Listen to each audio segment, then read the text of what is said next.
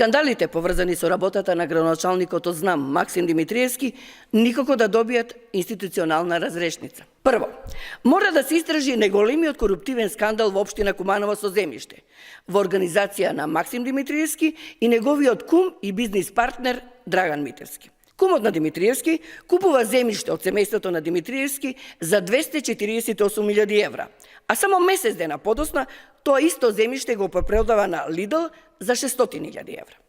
За ова земјиште се менува и ДУПот, за кој гласа братот на Митерски, кој е координатор на советничката група на ЗНАМ. Второ, како тоа Димитриевски добива стан од 97 метри квадратни во центарот на Куманово, вреден 70.000 евра, за само 2.500 евра?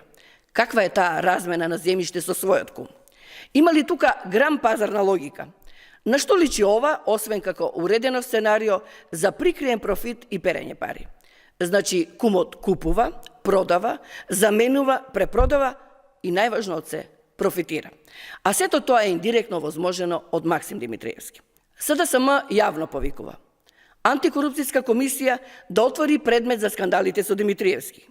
Финансиска полиција и јавно обвинителство да постапат по допрен глас. Конечно, правдата да стигне и до Куманово.